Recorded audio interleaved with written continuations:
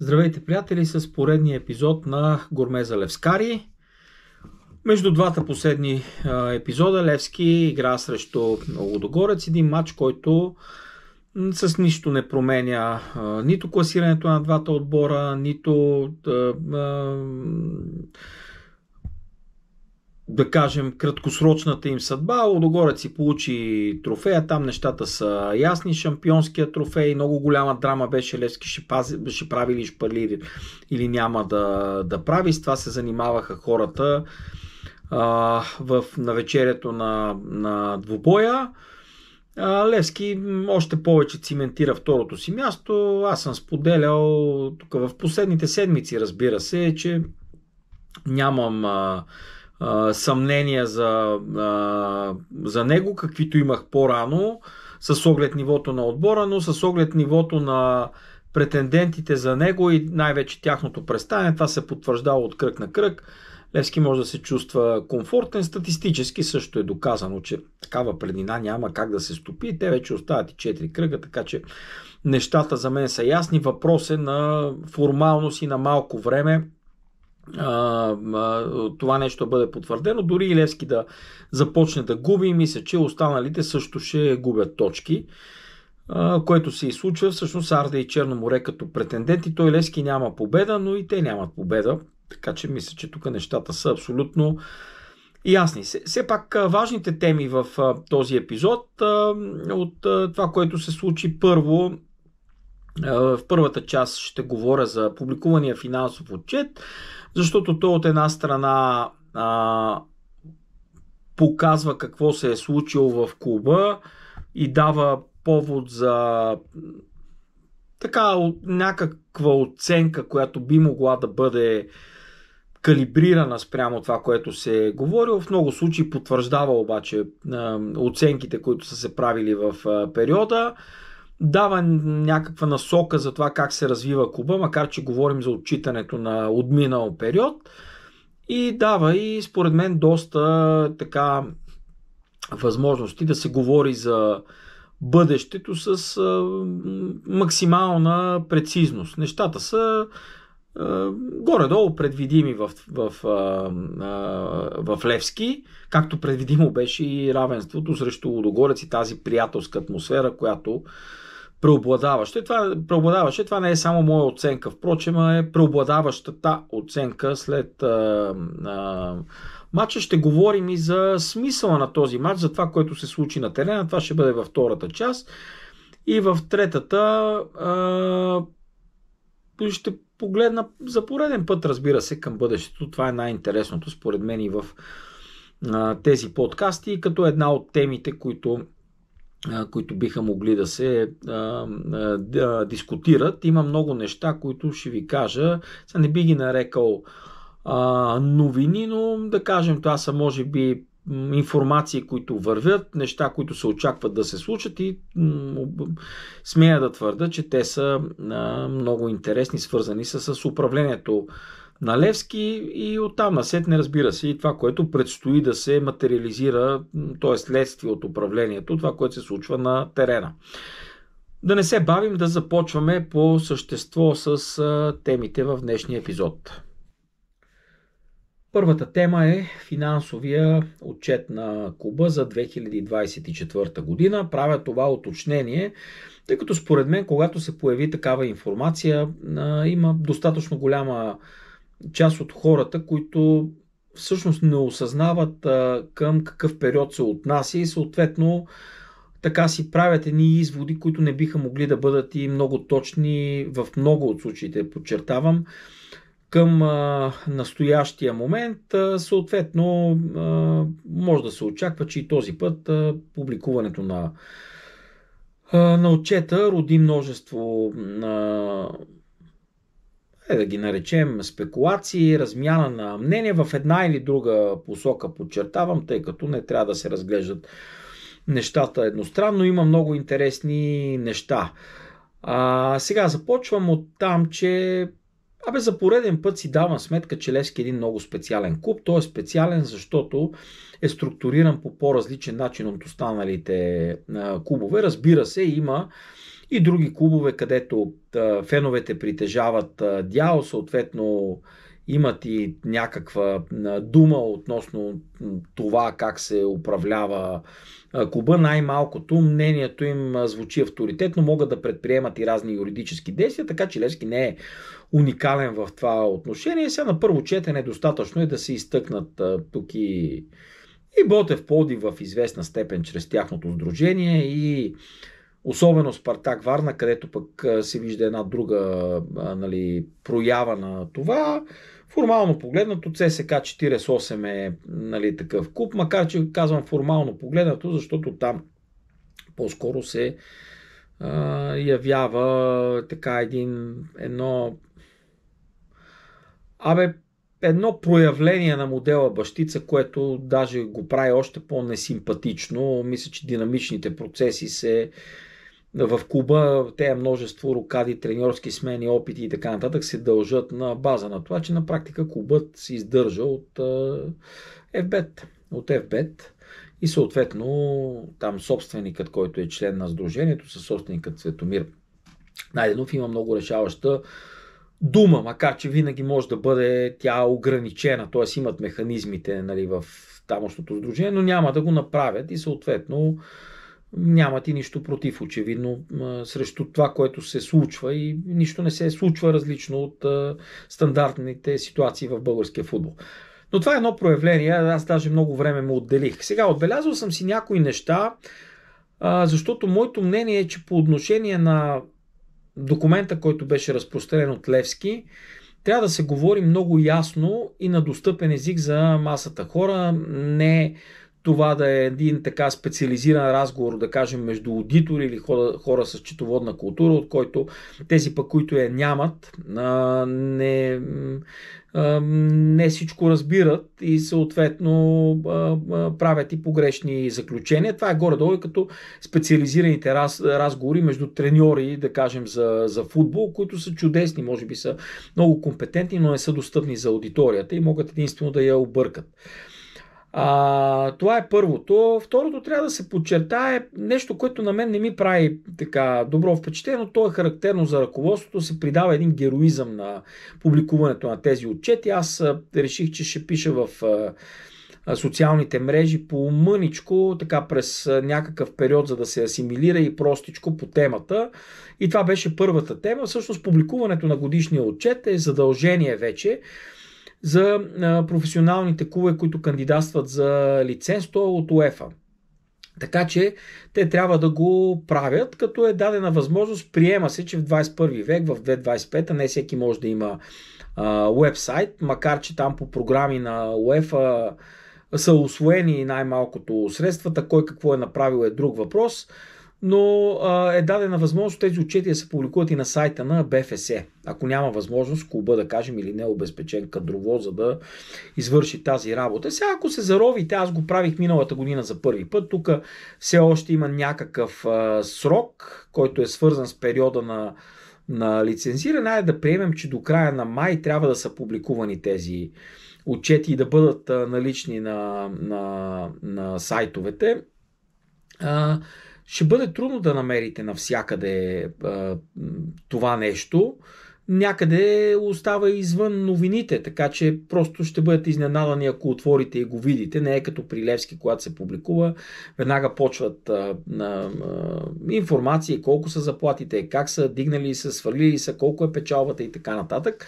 Не навсякъде това се случва, но може да правите така интересни съпоставки, например колко е бюджета на клуба. Бюджета на клуба, уточнявам какво е това нещо, това са парите, които е похарчил за последната година. Тоест това е бюджета, с който е разполагал и го е похарчил.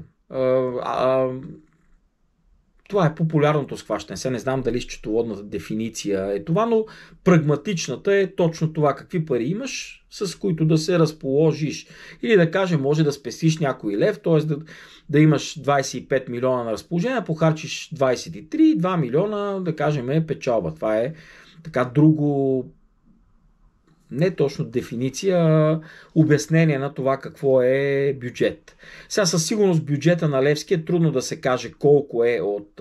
Вижда се какво е похарчил, то е около 25 милиона, практически, нали, това е така сумата. Сега аз не мога да се ориентирам в различните там задължения и счетоводни техники. В смисъл ще посвета тези усилия за мен. Не знам дали ще излезе практическа информация, която е полезна, но няма да правя, нали, упражнения от типа какво и как. Сега другото важно нещо, нали, като цифра е, че 41 милиона са приходите, дължат се основно на трансфери, 22 милиона само от трансфери в този период, което е впечатляваща цифра. Това показва, че 19 милиона са другите приходи извън трансферите. Сега тук закръглявам, нали, правя това уточнение, защото това не е точно, не искам да казвам точната цифра до лев, тя няма и толкова голямо значение.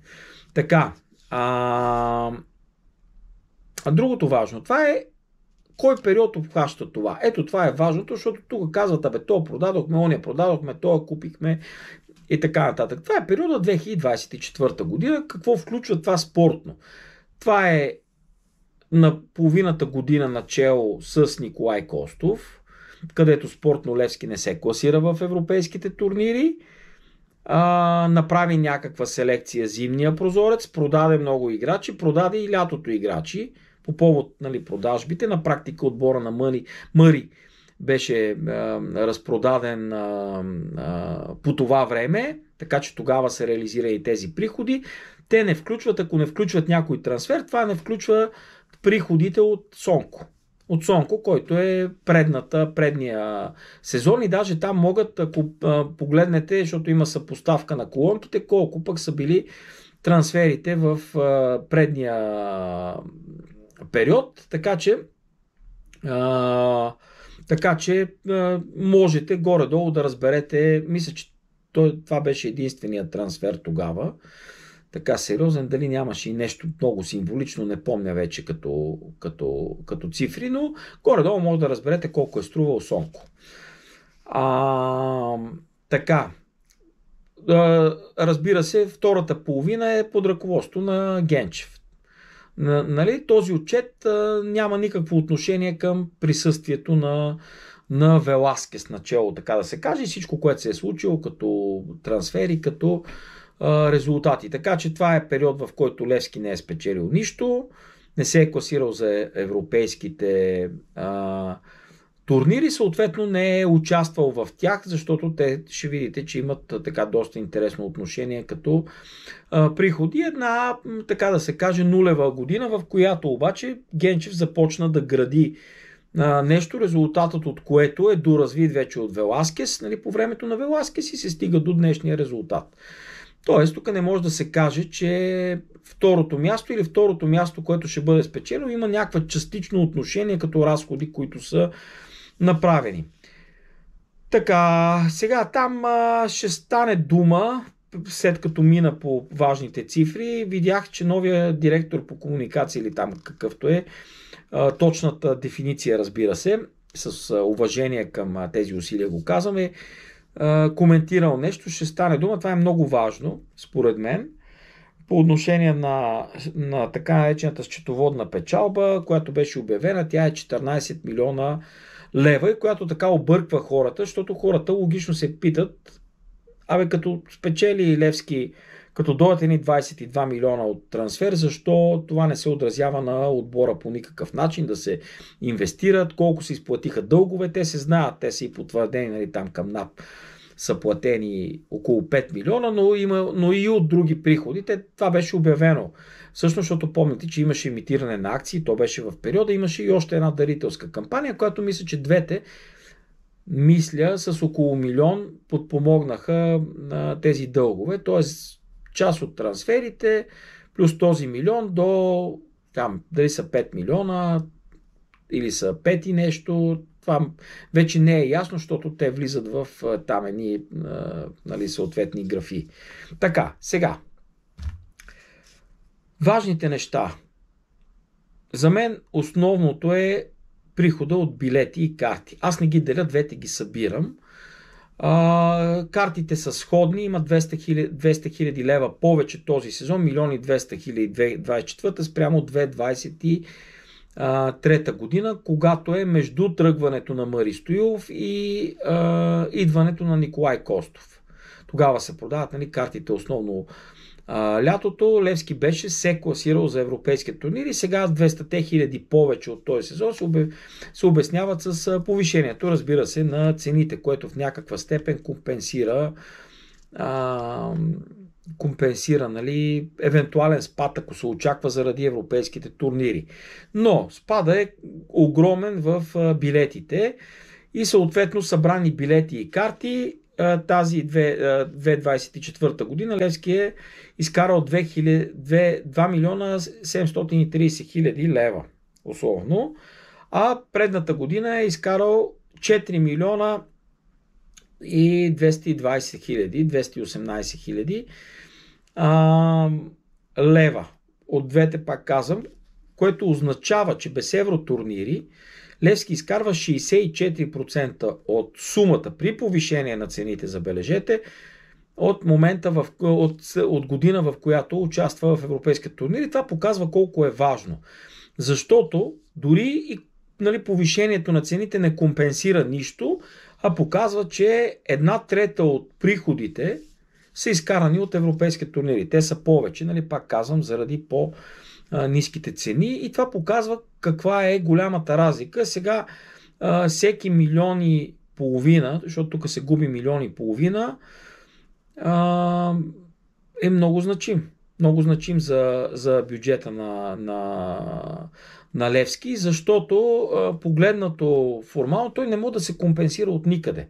Това е едно от твърдите неща, които се печели. Телевизиите са ясни, 500 хиляди, билетите са ясни, липсва милион и половина тук.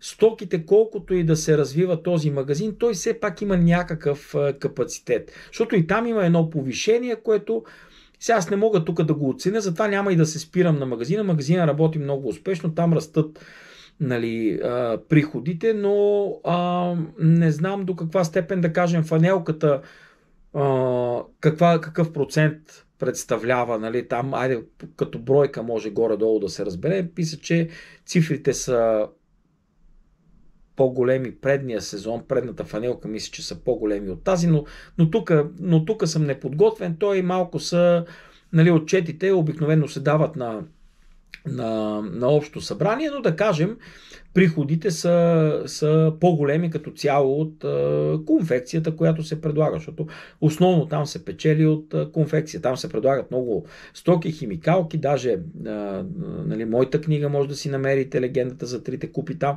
Обаче тези неща на фона на фанелките и там другите тениски, анцузи и така нататък, нали, не са, те са минимална контрибуция имат, нали, към общата печалба. Но това, което искам да кажа, е, че там не може да се компенсира, защото изведнъж такава истерия, да кажем, да се предизвика, трябва или някаква много хубава фанелка да се случи. Айде сега се чака новия сезон, такава, която е специална за Левски. Ще видим дали това ще донесе до и колко, разбира се, е хубава самата фанелка, защото има модели, които се харесват, други не се харесват, едни се купуват. Много са факторите, които там играят, но според мен като приходи не може да донесе такава разлика да компенсира този милион и половина, защото пък и максималната цена на фанелката също има значение. Колкото повече се дига, толкова по-малко хора ще си я позволяват. И сега вече другото трябва да отчетем, правят се допълнителни такива фанелки. Те при Левски работят, както беше тази, която е свързана. Нали, имаше една от Мюнхен 1860, която беше там с легендите изкопирана. Тя мисля, че също е в този период.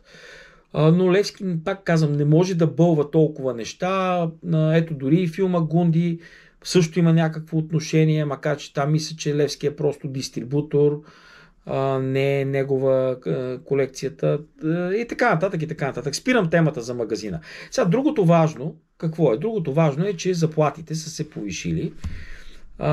Те са на персонала те са станали 10 милиона. преди са били 8 милиона, така че има 2 милиона отгоре. 2 милиона отгоре, с които 2 милиона обаче те не са донесли по-добри резултати, дори напротив. С 2 милиона отгоре Левски не се е класирал веднъж за турнирите и айде да кажем, тези, които са заплати за началото на този сезон, т.е. нали, обхващат и половината сезон, които са изплатени в тези месеци от юли на там, нали, това е половин година, те са, може би това пък повишение до някаква степен спрямо некласирането ще направи така, че да се класира Левски. И сега въпросът е тези 2 милиона дали ще могат да бъдат компенсирани от европейски турнири, от това, че Левски ще участва. Ако приемем, че върне на нивото на билетите от миналия сезон, т.е. спечели 4 милиона и 200 хиляди отново, ето милион и половина се компенсират. Сега тук има едни от наградни фондове, които липсват също. Там Левски изкарал значително по-малко пари. Не я вадих сумата, защото това също е нещо, което е фиксирано, но не бива да забравяме, че Левски игра с Айнтрахт на баражи. Тоест тези приходи пък на свой ред и за билети, и от наградния фонд се дължат в много голямата си част, европейските приходи сами по себе си, на достигането до баража. До баража, който се игра на Васил Левски, напълни се Васил Левски на по-високи цени и така нататък и така нататък. Нали, така че достигането до бараж пък е една друга такава, що годе минимална цел, вече като участваш, която Левски трябва да гони чисто финансово, за да оправдае това вдигане на заплатата. На заплатите, нали, от 2 милиона лева. Сега, има и едни други пари обаче, които то може да ги приемаме като инвестиция, може да не ги приемаме, нали, като такава, може да ги приемем като лоша инвестиция. Защо? Защото Левски отчел, че е похарчил 4,6 милиона спрямо 150 хиляди предната, нали, 2023 година. Така, сега тук според мен въпросът е да се изяснява какво включват тези пари, защото аз си мисля, че би трябвало да включват и отчисленията, които Левски прави и които дължи по трансферите изходящите, да кажем, мисля, че на Роналдо имаше такива пари, на Дарлан, нали, на старите клубове, така че според мен тези пари включват и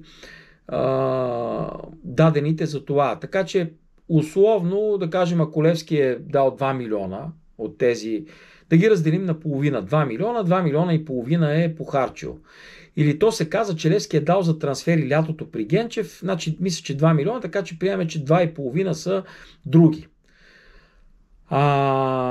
Така, ето това сега е много интересно. Тази сума се поставяше под съмнение от много фенове на Левски, дали е възможно, защото към нея може да се прибавят и още 2 милиона от тази зима с там Фабиан, Търдин.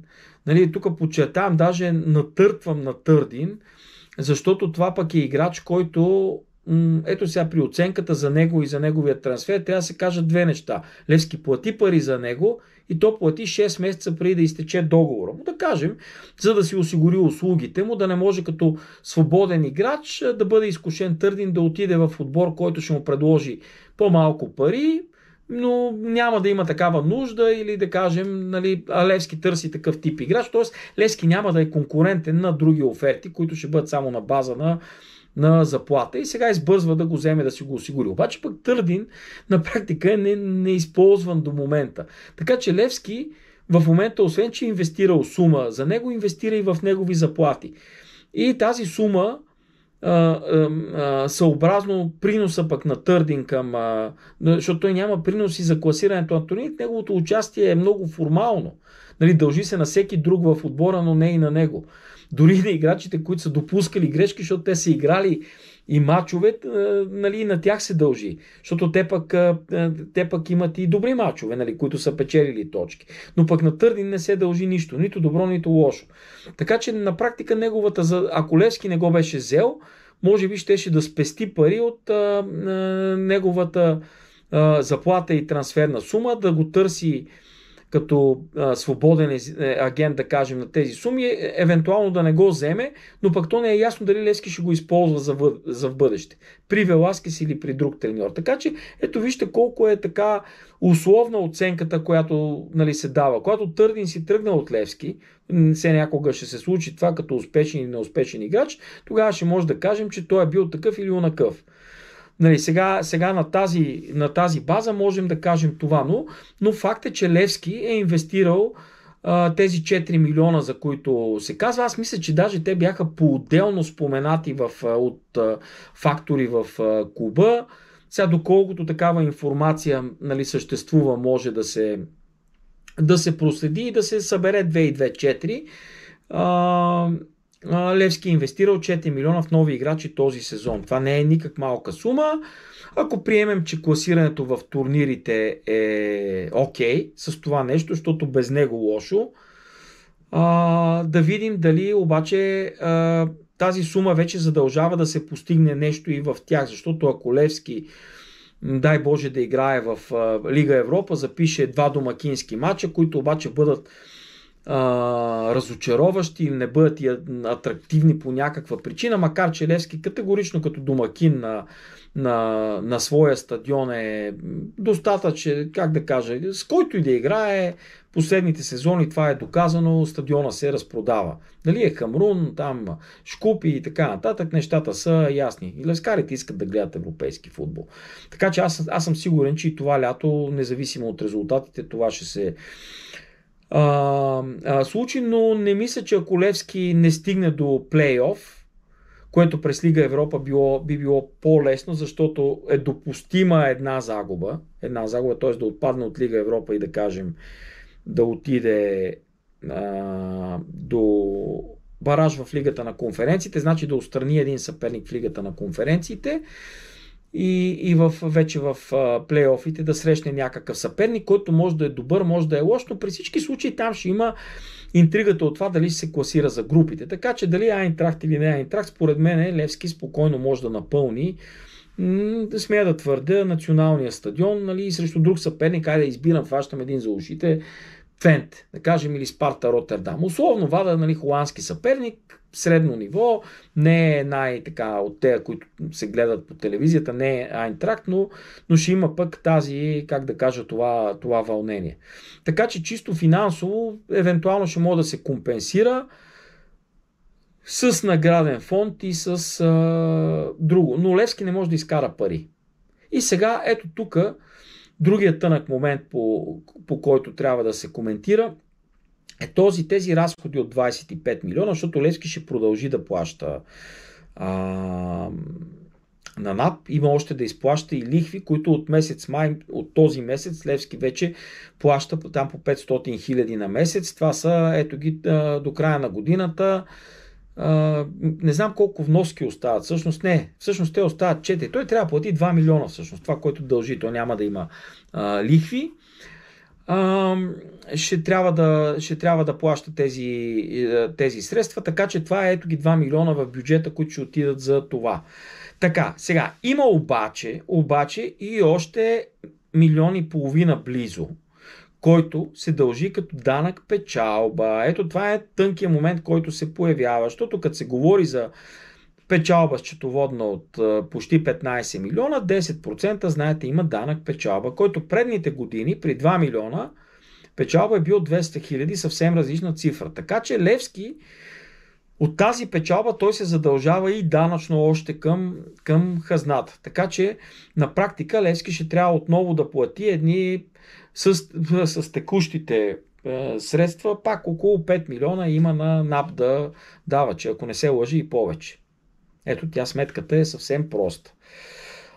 И не съм убеден, че това нещо като фактор, плюс заплатите, които са повишени, защото имаш 2 милиона, които даваш повече спрямо сезона, когато си изкарал тези пари с играчите, които си взел по-рано. Имаш селекция, която сега те първа предстои да правиш, там ще се хвърлят сигурно някакви пари още. И Левски пак този бюджет ще трябва да го подсигури от някъде. И сега въпросът от къде? Тези са абсолютно задължителни, т.е. да се очаква, че ще изкара пари от билети тези 4 милиона ще успее да ги достигне отново, ще трябва да държи нивото на магазина и ще трябва да направи някакви трансфери. Ето тук е тънкият момент. Защото този отбор, който създаде Мари Стоилов, там имаше играчи готови за продажба. След това такива играчи няма. Защо? Зимата Левски не продава нито един играч. Нали, от тези новите. Сега казва, той не е освободил толкова там Хоакин Фернандес, не знам си какво от такова даде, обаче не е изкарал и пари от никого. Ето, говори се за Сангаре, ама не е изкарал пари. Сега, ако погледнем сегашния отбор, от кой може да изкара? Може да изкара от Марин Петков. Даде, обаче Марин Петков не е от тези, които са такива играчи, които са купени, които е инвестирано след това. Но приемаме, айде, той ще изкара остатък, какъвто ще да е. Нали? Приемаме, че изкарва. Там са основните пари. От кой друг? Сангарет никак не съм убеден. Особено пък за тези, нали, милиони. По-скоро Левски се чуди как да го махне, да вземе някакви пари. Там въпросът ще бъде да не е на загуба и според мен ще се окаже, че това, което е можел да вземе от Нижни Новгород, през зимата е повече от това, което е сега. Сангаре донесе, какво донесе? 6 точки донесе. Сангаре с двата си гола с глава. С те или без тези 6 точки ще видите, че класирането в евротурните няма да важи от тези 6, но да кажем, ще да е по-трудна ситуацията, ако, нали, не беше спечелил Левски, пък тези две гостувания, чисто, нали, катаклизми, можеше някакви да се предизвикат там по-голямо недоволство от това, което има, но това са формални неща. Едва ли щяха да попречат на класирането. Айде обаче хипотетични ситуации да не ги така. Продължаваме нататък. Кой може да продаде? Алдаир поне има желание ръководството да продаде и това е причина да се стига до нелогичния момент, в който Камдем, ето последния матч, като говорим за Лудогорец, да ви кажа от показаното, за мен няма обяснение, що играе Алдаир, освен това, че вкара там головете срещу ЦСКА и Славия, има така един статус, нали, героичен на герой, нали, за Левски в тези двубой. Друга причина няма чисто футболно, дори този двубой е достатъчен, с цялата така несериозност, която трябва да отчетем, според мен, за да се налага към Дем. Но ако искат Левски да продават Алдаир, той трябва да играе, за да бъде виждан и най-малкото да има такава статистика, за да не се питат те, които биха го купили, какво е станало, че той не играе, т.е. Левски има по-добър, ами тогава да вземе, ако ще вземе някой, да вземе по-добрия. И до там горе-долу свършват нещата. Ел Джемили не вярвам, че ще има. Там ще има едно измъчване взаимно между двете страни. Аз не съм сигурен кое е по-добре от двете, защото пък Левски, ако иска нещо да прави като отбор, тези играчи, които имат специфични качества, с целият принос, съгласен съм с тези мнения, че е несериозен и така нататък, обаче това е играч, който с индивидуални качества може да реши матч. И оттам насетне за мен те такива трудно се намират. Камо ли Левски с по-ограничени бюджети да може да от някъде да го намери. Ето има един Евертон и един Ел Джемили. Единият влиза и излиза от форма, другия играе когато му хрумне и когато си иска и това е. И това обяснява част от посредствените резултати. Ама добре, без тях. Защото те бяха в един момент. Левски може и да компенсира с това, че има един отбор от машинки, които се раздават и така. Да, обаче Левски изпада в ситуации, в които не може да му трябва точно един такъв играч да измисли нещо с някакъв пас, нещо с някакво индивидуално действие. И не съм убеден, че Левски толкова лесно може да ги замени, така че дали Ел Джемили ще вземат минимална сума или си тръгне и ще му плащат заплата още половин година, то може да се окаже, че в пътя, в лятото, когато Левски има нужда първо от по-обигран състав, а не от нови играчи, които застъпат вместо Ел Джемили, в мачове, които трябва да се добере до баража, за да изкара парите, ще е такова. Защото вижте, картите, аз не очаквам да има такъв наплив на желаящи за карти. Ключовото ще бъде билетите.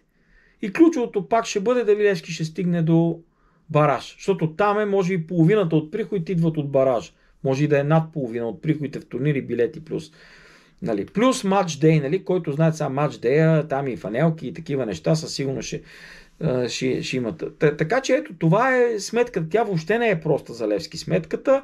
и с всички останали неща, които предстоят и за които ще стане дума в третата част, свързани с бъдещето изобщо на Левски като управленска структура и като, може би, и нови спонсори.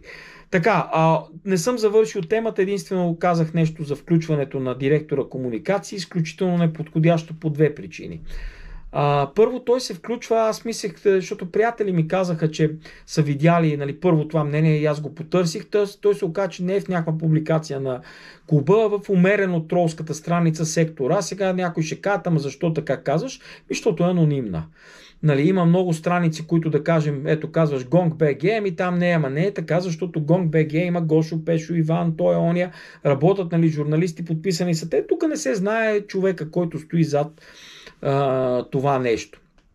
Нали? Затова е наричам умерено и съответно поддържа някаква линия, има видима линия на политиката, тя е одобрение към ръководство, фърляме се на амбразурата и така нататък.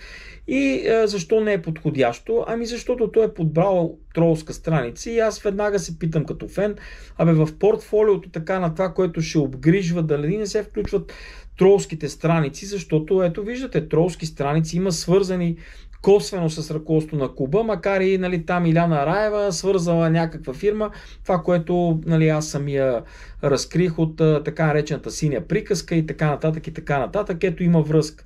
Тоест има една обвързаност между това ръководство и едни тролски, нали, страници, които пък се появява директор по комуникации, който, не знам, там е много деликатна. Не, че човека в нещо го упреквам, той тепърва ще влезе в... Аз не познавам неговата работа, тук някаква биография съм наличил, което всички са чели. Даже сега в момента се мъча да се сета фамилията му, като застъпи на работа в клуба, всички ще я научиме. Йончев, Йовчев или нещо такова, Климент мисля, че е първото име.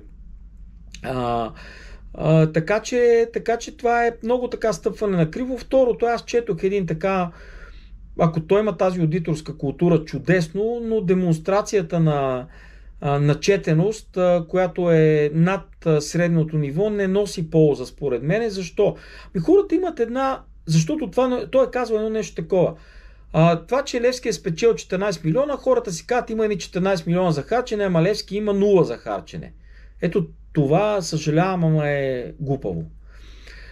И обяснява там какво е счетоводна печалба намалила. Обаче хората не може да ги излъжеш с едно нещо. Левски продава играчи за 22 милиона. Левски взема 22 милиона. Дали ги е взел в миналото, дали ги взема сега, или дали предстои да ги вземе, но това са 22 милиона, които те са влезли или ще влезат в клуба. Няма трето положение да не влезат, а да се пишат в Excel. Нали, това е крайно несериозно. Така, което означава, че тези 22 милиона или са похарчени, или ще бъдат похарчени. Второто означава, че са в резерв, т.е. Левски ги има за харчене. Ако Левски ги е похарчил за нещо. Обаче това нещо го няма в момента в бюджета за какво са похарчи. Да, те включват изплащането на НАП, включват там комисионни за клубовете. Това го има. Обаче се пита какво се е станало с тези, от които е формирана, с тези средства, от които е формирана тая печалба. Те са отишли някъде или се намират в клуба, или предстои да влязат. Ето това е, което трябва да ръководството да го изясни. Няма едни виртуални пари. Няма виртуален. Трансферът е съвсем реален.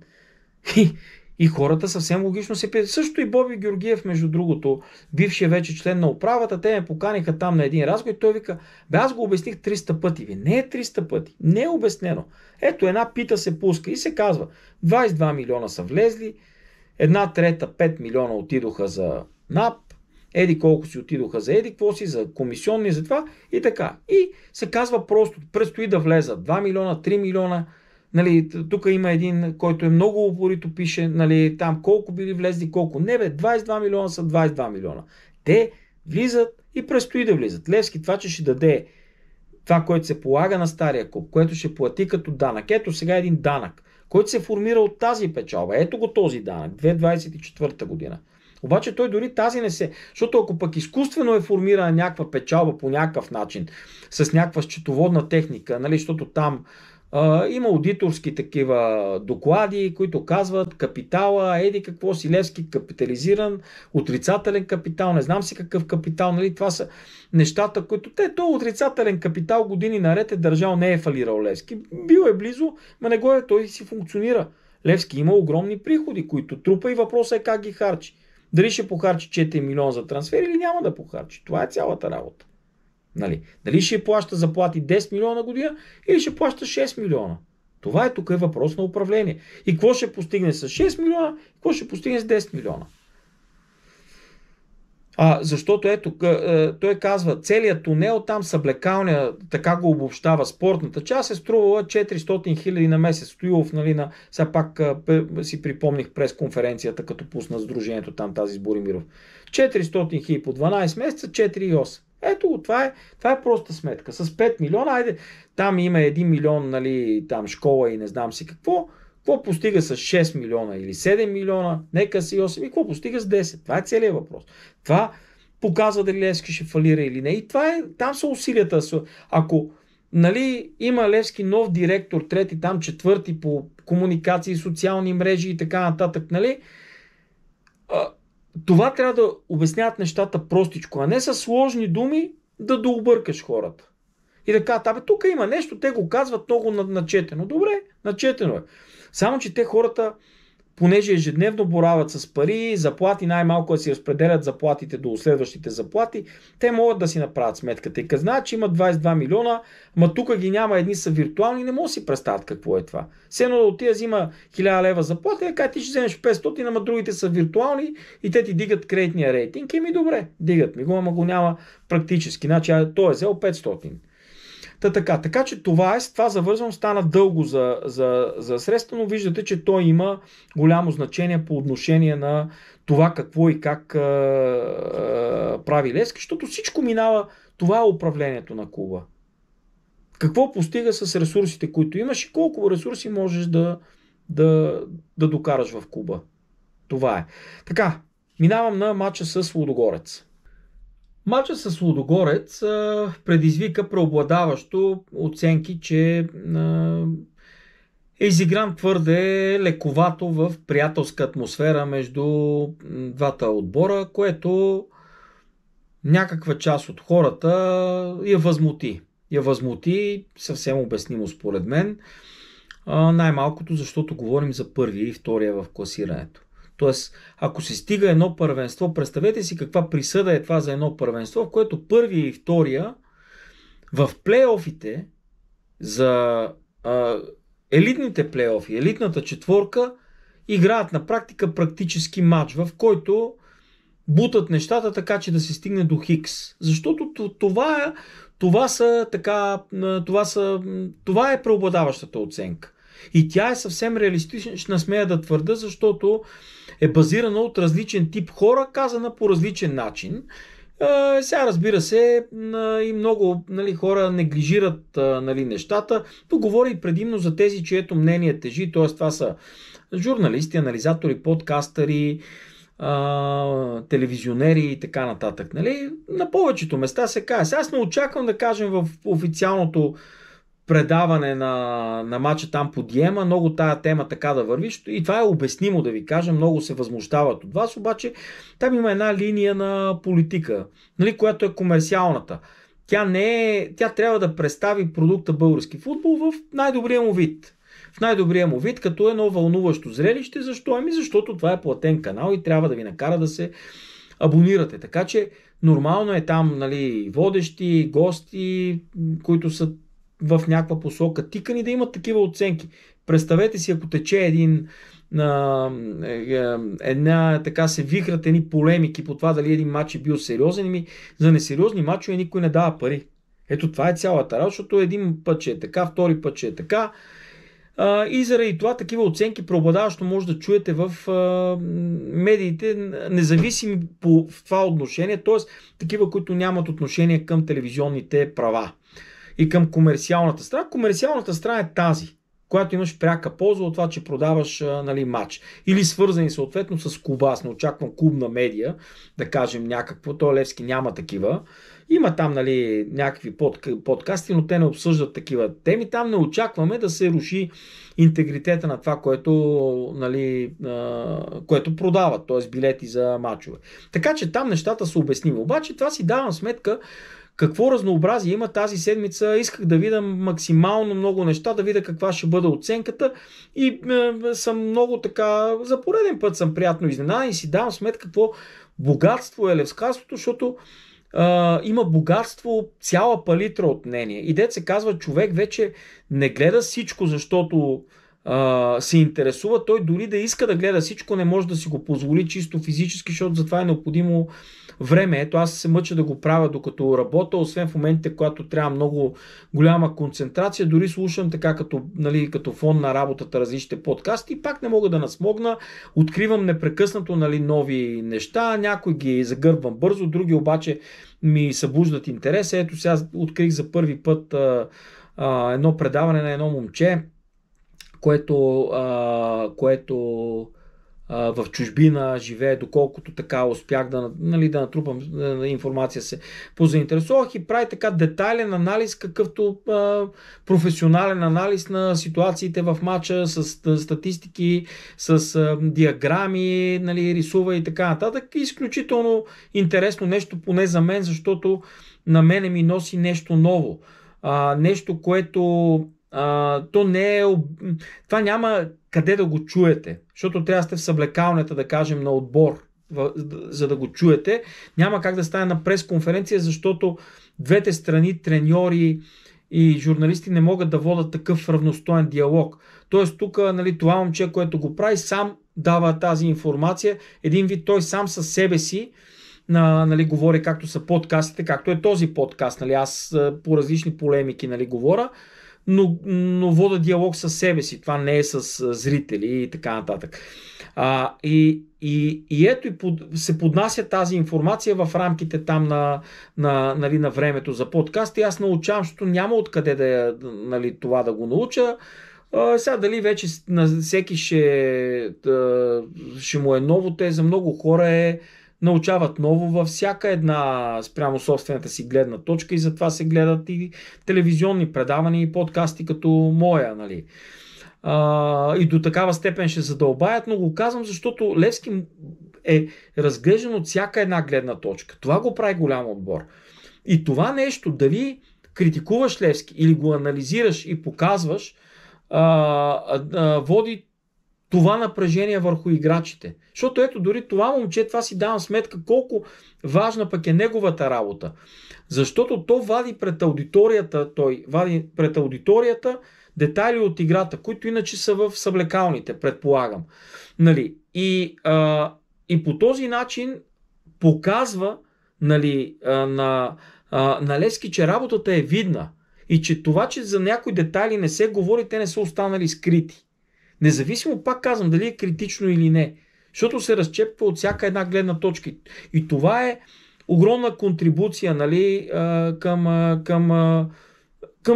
към този, как да кажа, към тази среда левскарската, която би трябвало да води до там, че да се развива отбора. Защото ако покажеш грешките, то се предполага, че отбора професионално ги гледа от хора, които са на това ниво, защото ако нямат такива хора, нали, то би било стряскащо. Тоест, нали, тогава даже е шокиращо, ако в пространството съществуват, си представете, детайлни анализи, а пък треньорски екип не прави такива. И това показва, какво показва? Че нещата явно има условията за професионална работа в Левски, защото не може един подкастър да ги има, клуб да ги няма, обаче нещата вероятно се забелязват, но не могат да се променят. Ето това е оценка. Значи има нещо, което или е неподходящ треньора, или играчите са слаби. Ето това е. Вижте колко е просто. Нали, исках да видя така като оценки. Защо? Защо? Ами защото има в ефира има още един Нико Петров. Знаете, аз много харесвам анализите, защото при него той е на по-различни са от този пич Анди, който споменах.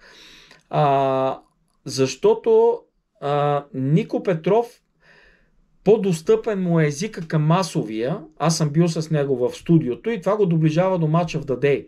Тоест, той е междинното звено, за мен това пък са най-ценните хора и затова мисля, че Спортал е огромен успех това, че на тех им е постоянен анализатор. Аз почти няма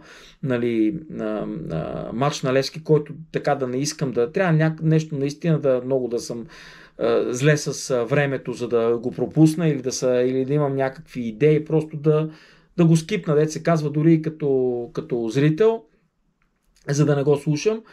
Но Match of the Day, това е междинното звено. Хем имаш съответната компетентност, хем го правиш на достъпен език за зрителите. И неговата пък реакция на Нико беше, че това нещо не трябва да се анализира. Защо? Защото това е реакцията на хората в футбол. Ето аз го казвам като журналист. Аз също при всички случаи, каквото и да правя, преди да седна пред вас, преди да седна да пиша, аз съм разменил няколко думи минимум с хора, които са от футбола. И веднага по реакцията се ориентирам. Сега тук реакцията каква е? Казват, повечето хора веднага забелязват едно несериозно отношение, особено от страна на Лудогорец. Сега играч на Левски с топката, това исках да го чуя, не можах да ще го дослушам на това момче Анди, искам да видя пък дали той, защото той със сигурност го забелязва това нещо, като виждам до какви детайли стига, но дали така има пък смелостта да го каже и да го оцени. Защото ако Лудогорец от няколко метра пазат левскарите и въобще не ги затварят и така нататък, те ги прикамат да вкарат гол. След като Лудогорец поведе. И това е видимо дори с просто око на някой, който няма тази футболна култура. Аз не мога да бъда треньор на Левски и нямам така този поглед върху футболните детайли. Но когато така се подскаже нещо, гледам пак в репортажите и виждам отделни елементи от това нещо. И това е масовата култура. И това са журналистите. Те трябва да предат по друг начин нещата, които са се случили. Не е техническата част важната. Трябва да предат цялата драма, да накарат хората да я усетят, емоцията, ако може, значимостта на събитието, оценките и така нататък. И много неща има, които трябва да направи журналистът. Те не е така треньорската работа. Обаче пакето прави ми впечатление, когато има едно единодушие и достатъчно е няколко хора да ми кажат няколко неща, да видя разочарования, които са категорично грамотни, на футболно, за да разбера така, да направя за мене някои оценки. И ето, и си обяснявам реакцията на Нико, който казва какво да анализирам. И аз се питам следното. Ето сега, окей, приемаме, че много мачове има такива, като Левски Лудогорец. Когато, да кажем, Хикса ги устройва Швеция и Дания, помните Евро 2004, случват се такива, играят се, някой отбор е немотивиран, един рядко и двата да са. Обаче, вижте, това е феноменално. Първи и втория, с който започнах. Какъв е смисъла на това първенство по дяволите? В което първи, представете си каква хората това го забелязват. Това беше страшен удар върху българския футбол, върху имиджа, реномето на българското първенство. Никой не мога да каже, този матч е оговорен за Хикс.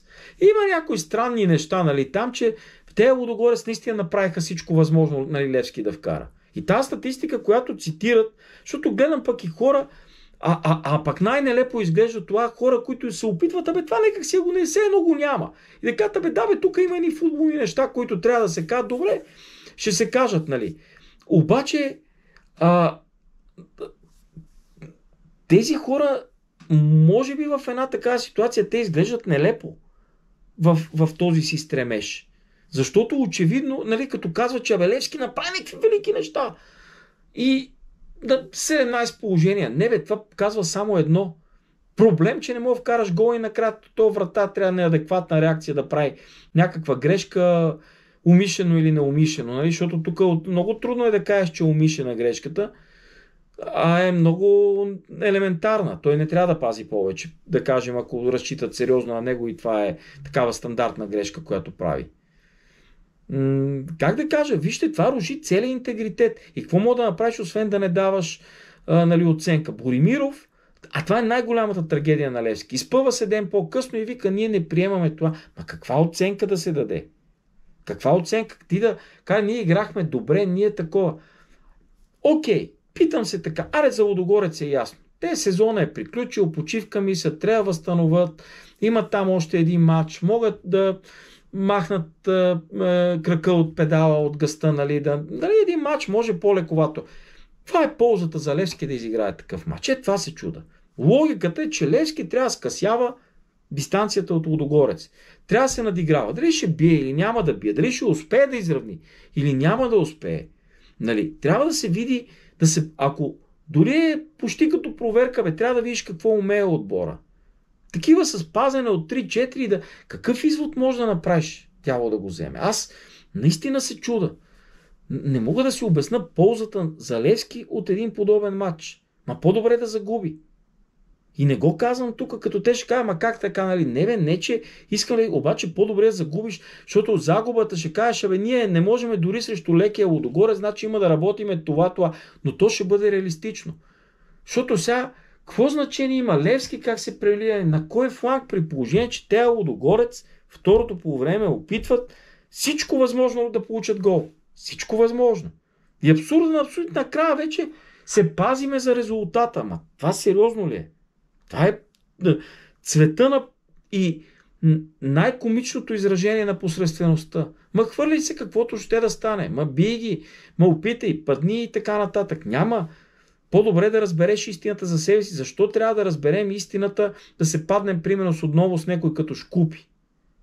Нали? А това, между другото, да ви кажа тук, че някой не мога да се поставя, да разбие. Тук мернах, нали, на такова, той човек като отвори, види там нещо пак по Хамруни, Шкупи, кои били, как били и така нататък. Аз имам чувство, че някои хора или са упорити до тъпотия, или просто са тъпи. Наистина, извинявам се, че го казвам така директно, но това, което казвам за Шкупи, нали, подчертавам, че то важи и за Хамрун, защото не беше отпадал български отбори. Падна, Левски има достатъчно такива срамове.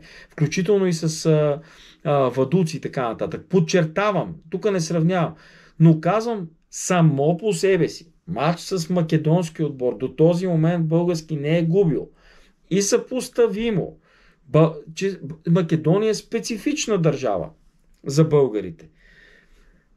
Да държиш тази предина, значи този матч има и много по-голямо значение. По друг начин трябва с арогантността на победител да го играеш и да вярваш в това нещо и да знаеш и македонския футбол какъв. Нали, това е нищо не искам да кажа, ма паднали, ма губили. Значи, или се слуша е така, или се търси някакво дразнение, нали, което няма проблем. Аз разбирам, че трябва да има дразнение и това е забавление, нека да има забавление. Нали, мен не ме притесняват, ако този подкаст осигурява и забавление или нали, някой го гледа, аз му благодаря на този, който го гледа, за да търси тема да се настърви срещу мен или срещу там сдруженци, лепилари, наркомани и всякакви там, които се определят и така нататък. И така. Няма проблем. Това е част от нещата. Аз в крайна сметка съм от 88 година пиша, от 92 година професионално всеки месец съм завършил, нали, вижте колко години са това, си изкарвам хляба с журналистика и знам, нали, че оценката на читателя, на слушателя, знам каква е ролята и това нямам някакво его да живея, някой трябва да харесва или да не харесва, или да го гледат и да припадат и да се възхищават и така. То си има такава аудитория, каквато има, нали. Нали, аз трябва да правя това, в което вярвам, без значение каква е, нали, реакцията на аудиторията. Тя е такава, каквато е. Ако я гледат 3 човека, тогава да се притеснявам, защото ще са ми 3 роднини. Нали, но това нещо нито го правя с цел да е комерциално, трябва да осмисля времето, което от професионална гледна точка, което му посвещавам, защото иначе ще правя нещо друго. Ако го правя за себе си, собствен кеф нямам, нито някой да цени това, което казвам и така нататък. Ето, нали, сега аз седнах да пиша. Още, нали, така, добре, какво ще анализирам? Какво значение има по дяволите? Аз трябва да направя избор между това да говоря, че към Дем, което освен да го маркирам, че ме е впечатлил, но аз поставям под въпрос тази оценка, защото казвам, този матч не е истински. В смисъл, не е истински като начин, по който изглежда на хората. Това не е реално футболно състезание. Това е. Това е. И друго. Значи, ако Левски и Лудогорец непрекъснато оставят периодично впечатление, че по някаква причина този матч не е истински, дори истинските матчове предизвикват съмнение. Ама чудат се защо се оценява първия матч Левски Лудогорец, който бил. Почват едни сметки, те хората, човека е така устроен, че живее и в конспирации. Как да направи разликата, нали, при толкова много абсурдни матчове? При случилото се с юношите, при тия, дето тук трети състави идваха, втори на празника на Левски, па Левски бие. Па еди какво си, пък преднина, нали, казват най-слабия матч на Лудогорец зимата. И при целият този микс от оценки, това руши интегритета и това рефлектира върху Левски, не върху Лудогорец. Лудогорец е, дали има 13 зрители или 33, абсолютно се тая. Условно го казвам, метафорично, защото ги подиграва Лудогорец заслужено, че всъщност с всичките успехи не са привлекли вниманието на общността. Нали, идват единични хора. Гледам Черно море, Лудогорец репортажа. Черно море има агитка, Лудогорец има 5 човека. Това е най-тъжният шампион, повече празнуващи на терена, отколкото по трибуните титлите им. Но въпросът е, че там е седно. Този проект е по друг начин. Той трябва да участва в състезание и да бизнес, нали, парите, които влагат, да се изплащат от турнири, от трансфери. Точка. Приключва въпрос. И в изплащането на парите изключително незначителна е ролята на билетите при Левски. В предната част стана дума, че не е незначителна. Така че ето това и аз за мен трябва да се стимулират как Левски скъсява, по какъв начин скъсява дистанцията с Лудогорец. След като играе дори несериозни мами, поне да вижда да се противопоставя. Затова се стига и до това с резервите. По-добре трябва да ви кажа да стане ЦСКА шампион от гледна точка на Левски. Ако Левски иска да се бори с Лудогорец. Защото докато Левски може да се бори между този матч, който играе 2-3, когато стане шампион, може да има 10 години. Заради това, че не ги е свалил и не ги е обезкуражил. Защото още след един сезон се вижда, че Левски е по-добър от ЦСКА с всичките им пари на ЦСКА. Нали, ето този сезон е такъв, като класиране. Обаче от Лудогорец прави, струва и накрая, нали, и едни мачове, които са меко казано странни. С всичко друго не коментирам, с продажбата на Сонко. Утре, ако Марин Петков отиде в Лудогорец, пак ли, ако го поискат? Ето съвсем така реален казус. Защото то се говори за чужбина, дай да видим кои са реалните оферти, откъде са, как са. Защото аз съм се уверил, че няма дим без огън. Никъде. След като тръгна да се говори, това нещо влезе, виждам кои медии, как, горе-долу, те нещата се познават, нали, кой къде е, как, какви информатори, те неща горе-долу се знаят. Така че, ако стига начин Левски се отказал от... тогава Левски защо съществува? Това се питам аз. Защото говорим, ето, голям отбор. Проблема на Левски какъв е? Повечето играчи и треньори и хора, които минат, те са неадекватни за нивото на Левски. Не могат да издържат натиск. Веласки сами. То човек, видимо с цялото изнервяне и така нататък, да ви кажа, стигам до извода, че той просто не може, като изведнъж от локални отбори отива там, където всеки ден снимката му е във вестника и става звездата на първенството. Осъзнавате ли всъщност какво означава това? Защото няма човек, който повече от Веласкес да е в устите на хората. В цялото първенство. Няма нито футболист, нито треньор. Нищо няма. Нищо. Дори Сираков, ето с цялото дразнение около това, отстъпва на Веласкес. Защото все пак футбол е футбол. Той не може да е президент за... Ето, само помислете по този... Той не може да издържи на това нещо. Идва му повече и повече. Футболистите са по същия начин. Ето, сега много се говори, Левски ще вземе там играчи, Стаси от Арда, Чинон Солфор от Арда и така. Аз обаче си давам следно. Всички тези изброени са много добри футболисти за Арда. Могат ли обаче от нивото на Арда, което не е толкова високо, защото Арда дори на този Левски не може да окаже съпротива, и не съм убеден, че най-добрите играчи на Арда, които са докарали отбора до това место, ще дигнат нивото на Левски, така че Левски да окаже съпротива на Лудогорец. Те дори Арда паднаха 5-0, мисля, или 5-1 първия полусезон от Лудогорец.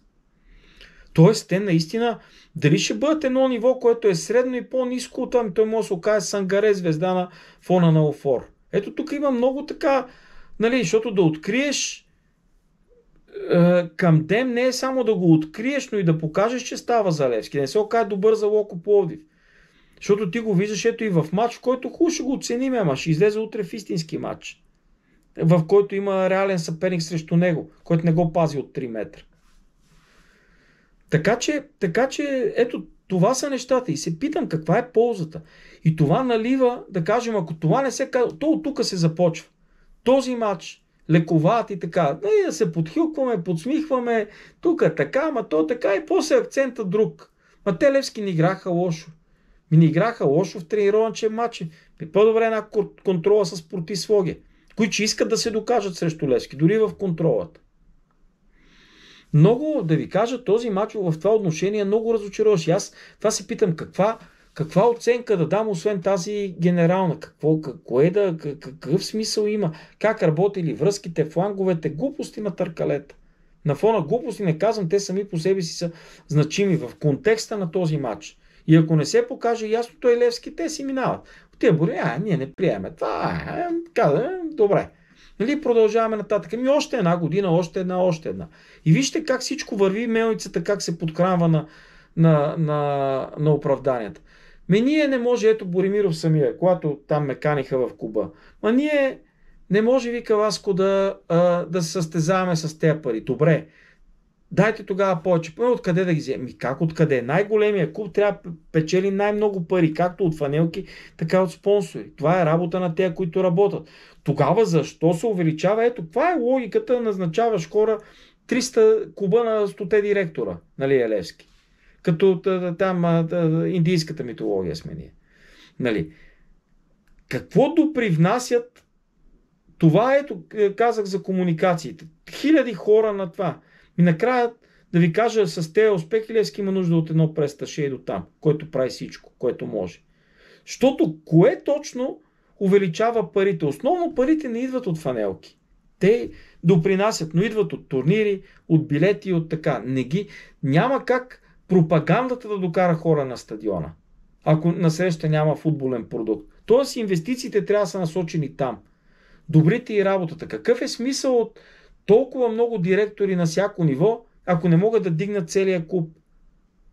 Значи излиза, че всичко е наред, ама комуникацията с хората не е наред. Не е така.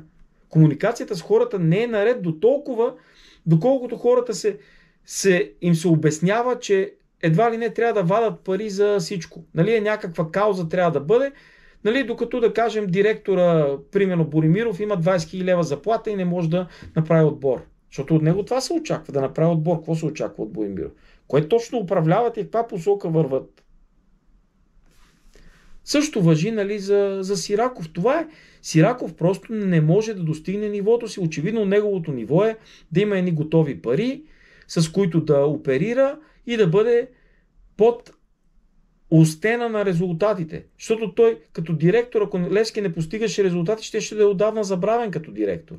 Но той ги постигна, защото е принуден да постига. Тук няма, тук ръкопляскаме, хихи, едни го освиркват, другите освиркват тия, дето го освиркват. Ето за това, значи Левски няма да направи тази крачка.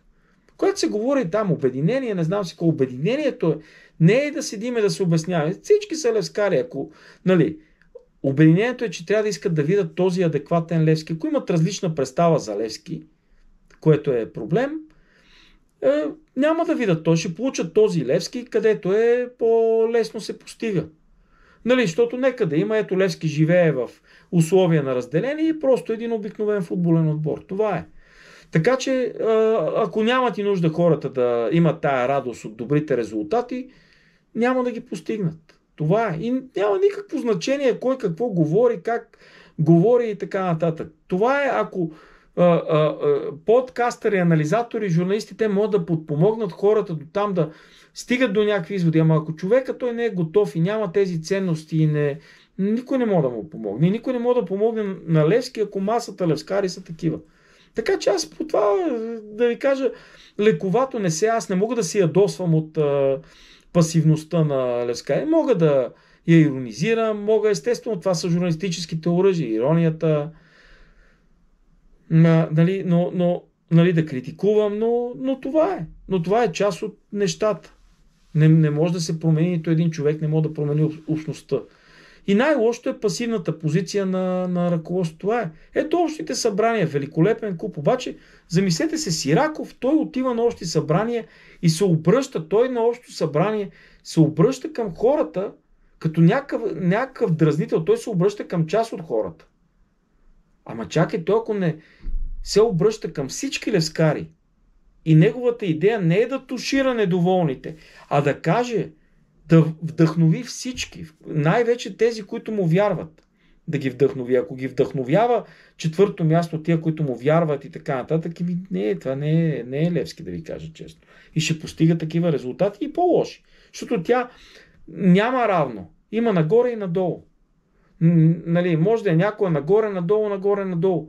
Левски не знам каква е посоката, но посоката при Левски е само надолу. Зависи от отправната точка. От отправната точка от славния Левски, в който е играл Боримиров, до ден днешен посоката е така. Левски е слезал. Нали, точката е тука. Нали, той може да е или горе, или долу. Равенството е случайност. Нали, като директор той просто при него, директор, собствениките, ето това трябва да си отговори, той не го вижда така нещата, няма как да стане. Така, минавам обаче на третата част, защото тя касае точно тези процеси.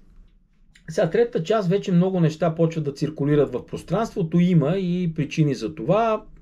Това, което аз така чувам е, че може би на Левски в този вид дните са преброени. Управленски вид, което може да означава много неща. Може да означава, разбира се, започвайки с Наско Сираков, може да означава треньор, което е най-козметичното нещо, защото всъщност управителя на клуба е треньора, защото той тренира първи отбор. Това е човека, който на практика управлява. Другото е някакво си друго управление, което осигурява условията.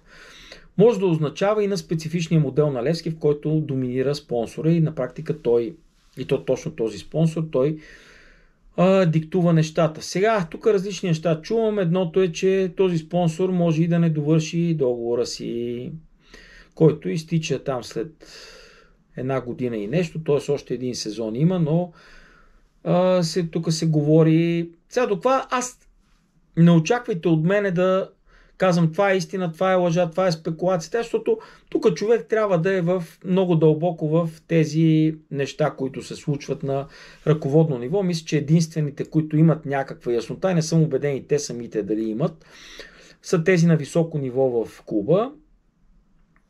Защо не съм наясно? Защото може би някои неща пък се правят някакви планове зад гърба им. Левски, аз не вярвам, че се управлява от Сираков. Това е видно. Сираков е просто аватар.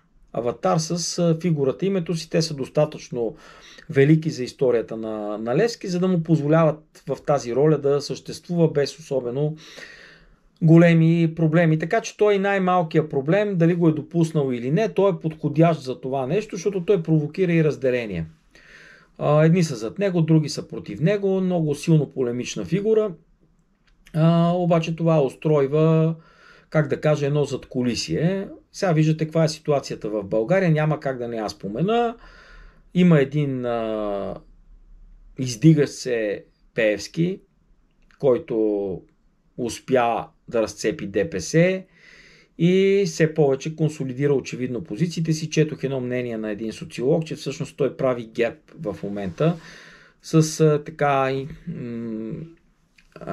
влизане в местната власт по места, чрез която да получи и все по-голяма и по-голяма власт и като нищо може да е една от двете основни фигури като партия, защото той като отделна фигура си мисля, че при всички случаи не е излизал от тази позиция. От друга страна е президента Радев, който се чака да прави някакъв модел политически, за да разбие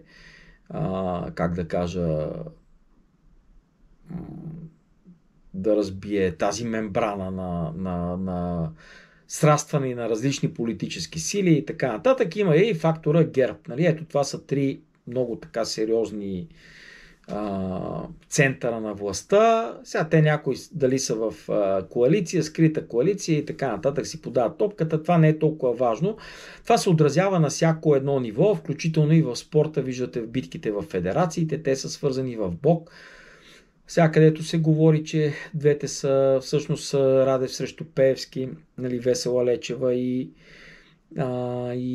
Стефка Костадинова, там бяха пуснати с снимки с такова партийни принадлежности, не знам си кой, е един голям хаос. Сега Левски няма как да остане в страни и в светлината на всичко. Той Левски, значи, достатъчно се говори, че е бил или и все още е под някакви, как да кажа, връзки свързани с политиката. Той не може да остане в страни, защото най-малко политиците се опитват да се наместят там и да го използват за пропагандни цели. Това не е нещо, което трябва да изненадва. То възмущава много, но и така малко фалшиво е това възмущение, защото и то е така има и по-важни работи уж от тая работа, нали, която уж била най-важна, защото чувам много хора така коментират, ама Бойко Борисов какво влияние има, обаче нямат нищо против, нали, не реагират, когато клуба благодари официално, или там Сираков благодари официално, или на паметника на Васил Левски говори официално, или Штрабък се появява официално и така нататък и така нататък. И много лицемерно, става дума неведнъж за това лицемерие тук. И върха на всичко вече е и хазарта, който пък явно хазарта са единствено пари останаха там в държавата, населението играе като откачено в казината, на всеки ъгъл виждате, въпреки рекламите, всеки един билборд почти е някакво казино, джакпот и така нататък. И това е така основно, толкова са много вече тези компании, стават все по-мощни като че ли, нали, или поне някаква част от тях. И вече и там и рекламите са само хазартни компании, като видите по тия LED системи. Въобще е страшна работа. В клубовете са собственици на кое са, управители на кое с влияние върху сдружения, нали, както е ЦСК 48 и всичко, което ви хрумне, нали, с пряка власт. И сега тук всякакви процеси между тях се случват. Аз очаквам вече да почнат укрупнявания, сливания, защото той пък те няма толкова пари в държавата, които да растат само тия захар. Те могат да растат умерено. Нали, хазартния продукт, т.е. парите, които българина влага в хазарт, но не могат да станат на 100%, т.е. да не спрат да ядат хората и да играят рулетка. Така че има изгряващи компании и така нататък, ще почнат да се изкупуват. Това навсякъде е играно. При спонсора има катаклизми. Множество напуснали, последния е Лъчо Петров, като нищо ще се озове в друга компания. Това даже са моите прогнози и то от такива, които са с нарастващи амбиции и аспирации. Има компании, които се свързват с различни политически фигури и като собственост и така нататък и така нататък. Така че там някъде трябва да се търси в този пъзъл и мястото на Левски.